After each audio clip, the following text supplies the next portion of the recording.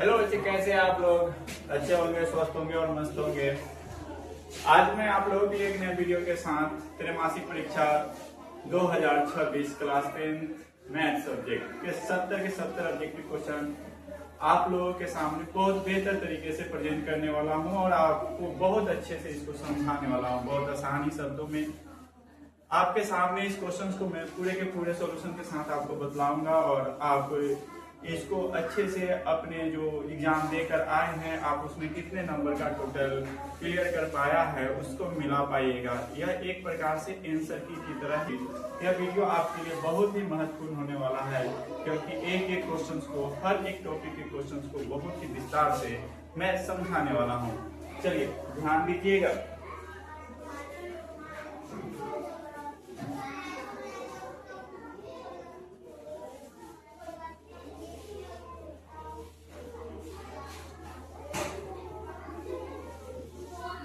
जैसा कि आप जानते हैं कि एग्जाम 3 घंटा 15 मिनट का हुआ है, जिसमें टोटल 98 प्रश्न थे।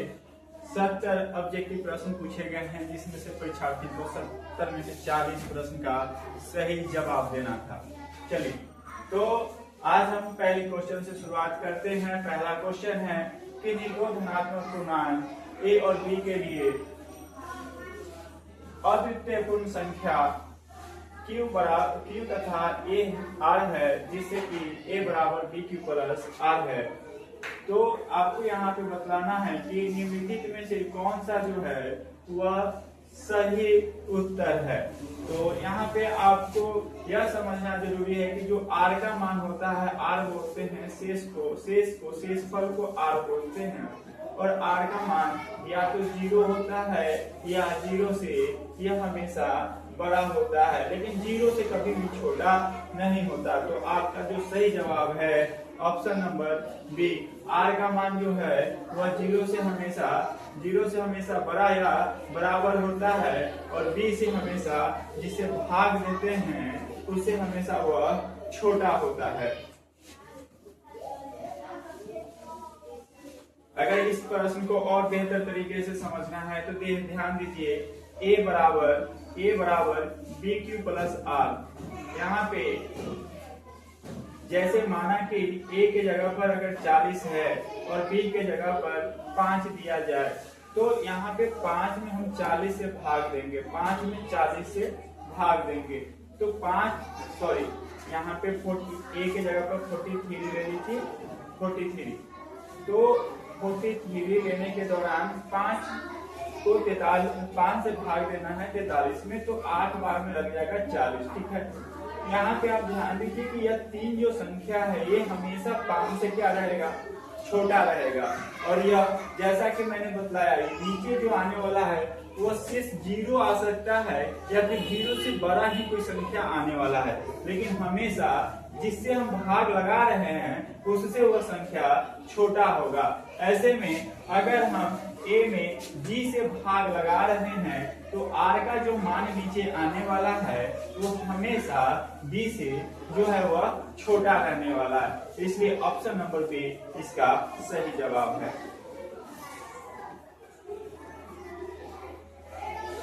प्रश्न संख्या 2, 714 का अभाज्य गुणनखंड। आपसे पूछा जा रहा है 714 का अभाज्य गुणनखंड। कुछ नहीं करना है, इसके छोटे छोटे से टुकड़े कर देने हैं और आपका जवाब निकल करके आ जाएगा। 2 से लगाएंगे 35 गुना 70 और 7 गुना 14, फिर 3 से लगाएंगे 3 एकम 3, 19 दिया 57, फिर 7 से लगाएंगे 7 एकम 7 और 7 49, यानी 2 3 7 17। ऑप्शन नंबर सी सही जवाब है। क्वेश्चन नंबर 3, यदि दो संख्याओं का लसा तथा मसा क्रमशः 72 तथा 6 हो तो उन दो संख्याओं का गुणनफल ज्ञात करें। जैसा कि आप पहले से भी जानते हैं, पहली संख्या गुणे दूसरी संख्या बराबर होता है HCF गुणे LCM। यहाँ पे पूछा गया है, क्या पूछा गया है, दो संख्याओं का गुणनफल। वो दोनों संख्याओं का गुणनफल क्या होगा, तो दोनों संख्याओं का गुणनफल बराबर होता है HCF गुणे एलसीएम।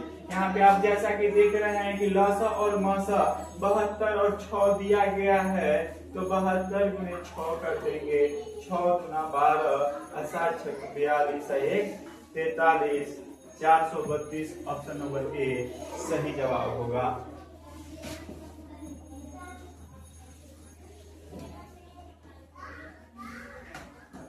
क्वेश्चन नंबर 4, यदि दो संख्याओं का गुणनफल तथा मसा दिया गया है तो लसा निकालना है।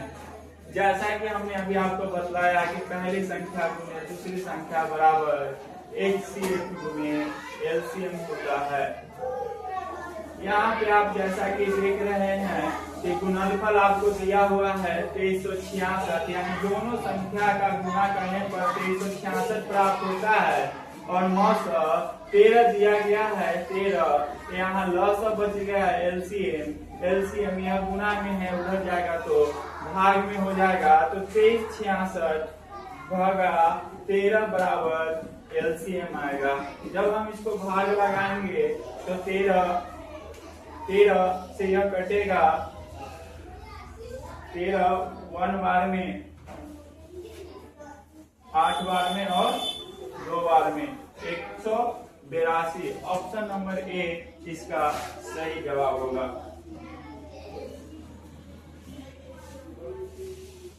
प्रश्न संख्या 5, एक परिमेय संख्या का व्यापक रूप P बटा Q है, P बटा Q है, जहां मतलब पूछा जा रहा है P equal to not 0, P equal to 0, Q equal to not 0 या Q इक्वल टू 0। अगर कोई भी परिमेय संख्या होगा जिसको P बटा Q के रूप में लिखेंगे वही परिमेय संख्या होगा। और कहा जाता है कि Q के स्थान पर कभी भी 0 नहीं होना चाहिए, तभी यह परिमेय संख्या होगा अथवा अपरिमेय संख्या होगा। यहाँ पे बोला जा रहा है कि एक परिमेय संख्या का व्यापक रूप क्या है, तो Q इक्वल टू नॉट 0। जब Q इक्वल टू नॉट 0 है तब वह परिमेय संख्या हो सकता है।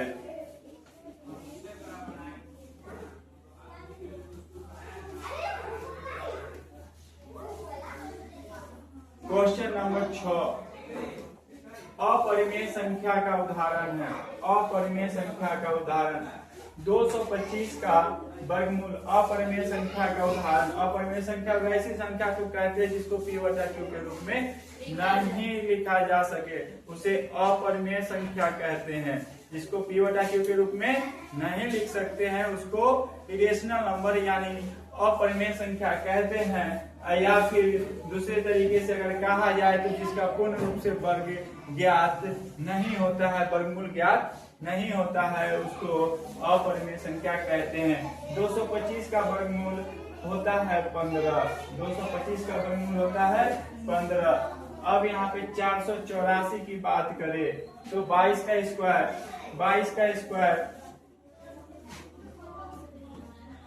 484 होता है। 22 का स्क्वायर 484 होता है। 324 18 का स्क्वायर 324 होता है, लेकिन 624 किसी भी संख्या का यह स्क्वायर नहीं है, अर्थात इसका कोई भी वर्गमूल ज्ञात नहीं किया जा सकता है। यह दशमलव में बढ़ते क्रम में चला जाएगा और इसका कोई भी P/Q के रूप में लिखने जैसी कंडीशन नहीं आ पाएगी, अर्थात इसका आंसर जो हो जाएगा ऑप्शन नंबर बी हो जाएगा। क्वेश्चन नंबर 7, निम्नलिखित में कौन सरलतम रूप में है? सरलतम रूप में निम्नलिखित में से कौन है? तो आप जैसा कि यहाँ पे ध्यान दीजिए, देखिए यहाँ पे कि क्या लिखा हुआ है, 8/12 है ना, 5/24, 15/84, 15/84, 6/16। वैसे यह तीनों संख्या है जिसको आपको काट करके और यहाँ पे 2 चौका 8 और 3 चौका 12, 2 तिहाई 6 और 8 दूनी 3 दूना 6 और 8 दूनी 16, 3 पचे 3 5। हाँ, जैसा कि ये प्रश्न आप देख रहे हैं कि निम्नलिखित में कौन सा सरलतम रूप है? 8/12, 5/24, 15/84 या 6/16। जैसा कि सरलतम रूप कभी भी पूछे तो आपको यह ध्यान देना है कि उसका जो सबसे लास्ट यूनिट आने वाला है वही उसका सरलतम रूप होगा। लास्ट यूनिट का मतलब हो गया कि जैसे 8/12 है ना, तो 8 को काटेंगे तो काटने के दौरान यहाँ पे 4 दूना 8, 6 दूना 12, फिर 2 दूना 4 और 3 दूना 6, तो 2/3 आने वाला है। तो इसका सरलतम रूप जो होगा 8/12 का वो 2/3 होगा, 2/3 होगा। वही 6/16 का सरलतम रूप की आप बात करें तो 6/16, 3 दूना 6 और 8 दूना 16, तो इसका 3/8 सरलतम रूप होगा। क्लियर है? वहीं अगर आप बात करें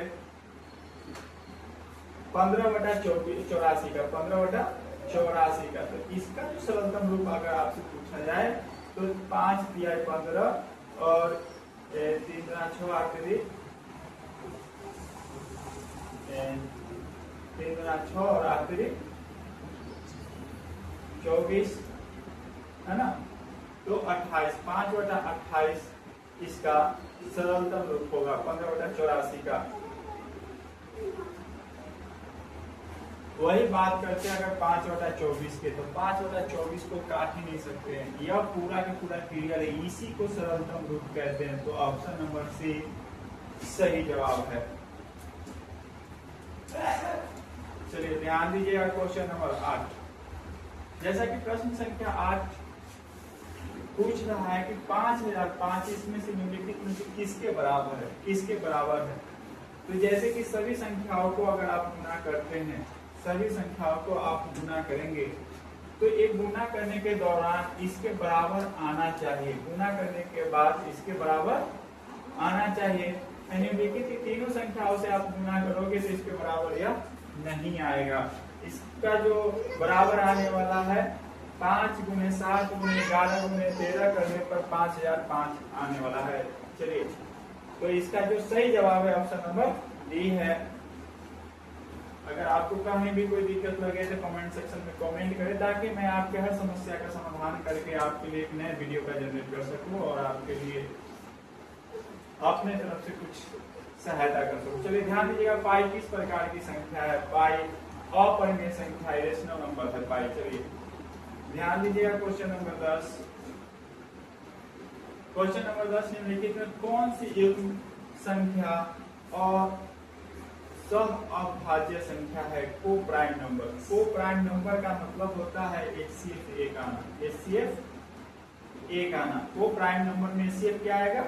1 आएगा, HCF 1 आएगा। और ऐसे कौन सी संख्या होगी जिसकी HCF 1 आ जाएगी? जैसे 16 और 24 की बात करते हैं, तो 16 और 24 की बात करते थे, इसका जो HCF आने वाला है, इसका HCF आने वाला है 4 × 16 और 6 × 24 और 8 × 16 और 8 × 24, यानी 8 इसका HCF आने वाला है। उसी प्रकार 7 × 14 और 7 × 35 इसका 7 HCF आने वाला है। वही अगर बात करते हैं 23 और 69 के, तो 23 इसका HCF आने वाला है, 23 × 69। वही 42 और 55 की अगर बात करते हैं तो 42 का जो फैक्टर होने वाला है, 42 का फैक्टर 2 से 21 और 3 से 7, यानी 2 3 7 से यह संख्या कट रहा है, जबकि 55 जो है वो 5 से 11, 5 और 11 से कट रहा है। तो वैसे कोई भी संख्या एक दूसरे से मैच नहीं कर रहा है, अर्थात इसका जो HCF आने वाला है वो 1 आएगा। अर्थात इसका जो सही जवाब है वह 42,55, ऑप्शन नंबर डी इसका सही जवाब है। प्रश्न संख्या 11, निम्नलिखित में कौन बहुपद है? तो बहुपद होने का जो कंडीशन होता है, बहुपद में जो चर संख्या का मान होता है वो कभी भी बटा के नीचे रूट में या उसका पावर माइनस में नहीं होता है। अगर इन तीनों में से कोई कंडीशन में अगर कोई भी बहुपद है तो वह बहुपद नहीं कहलाता है। अगर चर संख्या बटा के नीचे या उसका पावर माइनस में हो या उसका वैल्यू रूट में दिया जाए तो वह चर संख्या नहीं होगा। कांस्टेंट नंबर हो सकते हैं, वेरिएबल नंबर नहीं होते हैं। ध्यान दीजिएगा, जैसे यहाँ बटा में है तो यह बहुपद नहीं है। यहाँ पे चर संख्या रूट में है तो यह बहुपद नहीं है। यहाँ पे एक्स स्क्वायर का पद जो है वो बटा में है तो यह भी बहुपद नहीं है। इसलिए इसका सही जवाब होगा ऑप्शन नंबर सी 2x + 3। यानी आपको बहुपद होने के लिए न रूट चाहिए, चर संख्या न रूट में चाहिए, न बटा में चाहिए, न उसका पावर माइनस में चाहिए। चलिए प्रश्न संख्या 12 आप ध्यान दीजिए। देखिए रैखिक बहुपद का व्यापक रूप होता है ax + b बराबर, जहाँ a = नॉट 0, a = 0, b = 0 या b = नॉट 0। निम्नलिखित में से कौन सा होगा रैखिक बहुपद के लिए व्यापक रूप अगर होना है तो यह कौन सा कंडीशन रैखिक बहुपद के लिए अप्लाइड होता है? तो ध्यान दीजिएगा, जैसे रैखिक बहुपद में कांस्टेंट नंबर हो अथवा न हो। कांस्टेंट नंबर मतलब अचर संख्या हो अथवा न हो, लेकिन चर संख्या जरूर होना चाहिए। चर संख्या यानी ABCD की जो अल्फाबेट संख्या है वह होना अनिवार्य है। यहाँ पे बहुपद दिया गया है ax + b, ax + b। अगर a बराबर 0 लेते हैं और गुना x से करेंगे तो होता क्या है कि जो चर संख्या है उसका वैल्यू 0 और अचर संख्या हो जाएगा, अर्थात यह कोई बहुपद होगा ही नहीं। तो यह तो होगा ही नहीं, ऑप्शन नंबर बी ऐसे ही खत्म हो गया। अगर b = 0 तो b = 0 हो सकता है, लेकिन यहाँ पे ऑप्शन नंबर ए आप देख सकते हैं कि व्यापक रूप होने के लिए यानी रैखिक बहुपद होने के लिए आपको a = नॉट 0 यह ज्यादा जरूरी है, क्योंकि अगर a की संख्या 0 की बराबर होगी तो यह बहुपद ही नहीं होगा, यह बहुपद ही नहीं होगा। अगर यहाँ पे 0 डाल देते और x से गुना करेंगे तो इसका वैल्यू 0 हो जाएगा, तो यह बहुपद ही नहीं होगा, कोई बहुपद ही नहीं होगा। अर्थात ऐसे में यहाँ पे ऑप्शन नंबर ए आपका सही जवाब है। a = नॉट 0 यानी a के स्थान पर किसी भी कंडीशन में 0 नहीं होना चाहिए। सपोज a के जगह पर अगर कोई संख्या ही हो, x हो, और b के जगह पर अगर हम 0 लिख भी दे तो भी यह बहुपद होगा, और रैखिक बहुपद ही होगा। लेकिन यहाँ पे यह क्लियर है कि b = 0, तो क्या b = 0 हो भी तो कोई दिक्कत नहीं और ना भी हो तो कोई दिक्कत नहीं, लेकिन a के जगह पर तो कतई 0 होना नहीं चाहिए। अगर 0 होगा तो वो बहुपद ही नहीं होगा, वो संख्या जो चर संख्या है वो शून्य के मान के बराबर हो जाएगा। चलिए ध्यान दीजिएगा, इसका सही जवाब होगा option number A. Question number 13, x² - 2x - 3, x² - 2x - 3 बराबर कौन सा गुणनखंड होने वाला है? यहाँ पे ध्यान दीजिए, अगर x के पहले कोई संख्या नहीं लगा हुआ है तो 1 है, और पहली और आखिरी संख्या में गुना करने पर -3 प्राप्त होता है। -3 को ऐसे फैक्टर करना है कि जोड़ने या घटाने पर -2 आ जाए, तो -3 में अगर हम +1 कर दे तो वैल्यू -2 के बराबर आ जाता है। ऐसे में x² + x - 3x - 3, x common आने पर x + 1 -3 कॉमन लेने पर x + 1, इसका गुणनखंड करने पर प्राप्त होता है x - 3 × x + 1। इसका सही जवाब होगा ऑप्शन नंबर सी। क्लियर है? क्वेश्चन नंबर 14, यदि बहुपद px बराबर x² - 3x - 4 हो तो p = b, 2 लिखा हुआ, इसका तात्पर्य यह है कि p × x लिखा हो और उसका कोई वैल्यू दे दिया जाए तो x के स्थान पर जो संख्या का मान होता है, जैसे p × 2 लिखा हुआ है तो x के स्थान पर 2 को हम पुट कर देंगे 2 को पुट कर देंगे और इसका इक्वेशन करने पर जो आएगा